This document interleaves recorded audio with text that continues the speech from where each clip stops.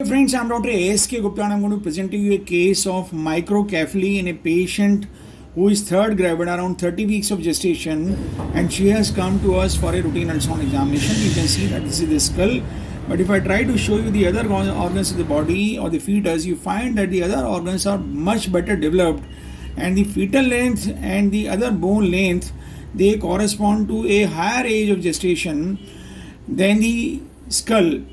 There are no congenital anomalies in the fetus except the microcephaly. You can see that the hands are very well developed and the skull is smaller in size, so it might be difficult for a newcomer to see and compare, but with experience you can say that the limb bones are much more developed than the skull, and you can suspect the microcephaly.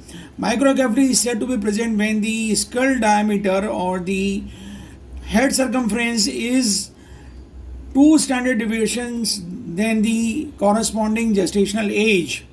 I'm trying to measure the femoral length and I find that the femoral length of this patient is 55 millimeters corresponding to 29 weeks 1 day. I'm trying to measure the abdominal circumference in this patient. This is the stomach bubble and this is the abdomen. This is the peripheral wall of this abdomen, and the abdominal circumference corresponds to 30 weeks and 5 days of gestation.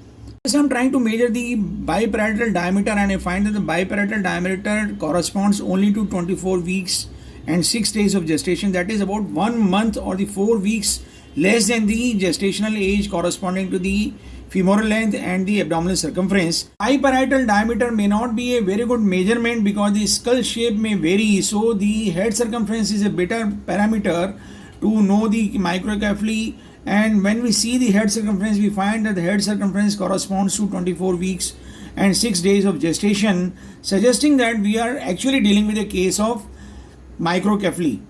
I'm trying to show you the intracranial structures, and I find that the intracranial structures do not have any evidence of any cyst or any other pathology, though the lateral ventricles, they appear to be slightly smaller. There is no encephalocele which can give rise to a small skull. So this is trying to measure the tibia, and I find that the tibia also corresponds to 31 weeks 6 days of gestation. Other bones also measured when they were found to be corresponding to the higher weeks of gestation, nearly 32 weeks of gestation, but the head circumference again and again measure was found to be in the lower standard deviation limit, and it was corresponding to nearly 24 to 25 weeks of gestation. So we are actually dealing with a case of microcephaly, and you can see that this is the cerebellum, which is normal in size and normal in shape. This is the cisterna magna, which is normally developed, and these are the other organs, and this is the thalamus, which is normally placed and normal. This I'm trying to give you the overall picture of the fetus, and you can see that the abdominal circumference and the other organs, they appear to be far more developed than the rest of the skull, and the spine is normal. There is no spina bifida or there is no neuroanatomical defect in this fetus which might have given rise to the small skull.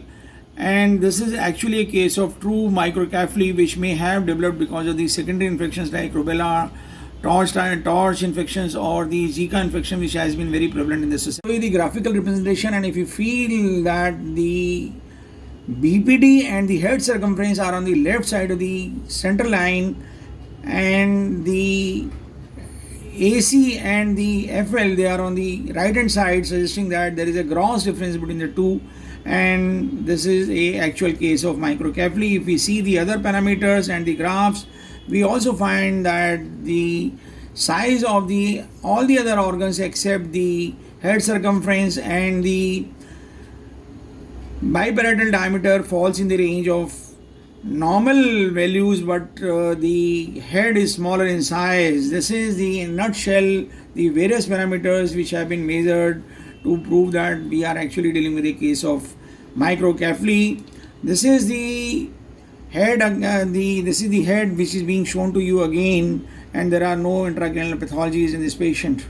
And the fetus has been yawning again and again. The heart is also seen in this view, and the heart appears to be normal. You can see that there is no upper lip or cleft lip defect. No evidence of any cord around the neck, though cord was traversing near the neck, but it was not making a loop around the neck.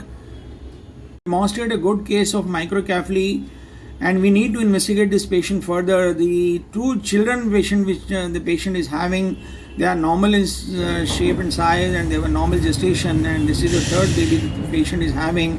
She is around 26 years of age and she does not give any history of significant fever, but rubella infections, they can be there with a mild fever and they may at times go unnoticed. So we need to investigate this patient for the cause of microcephaly.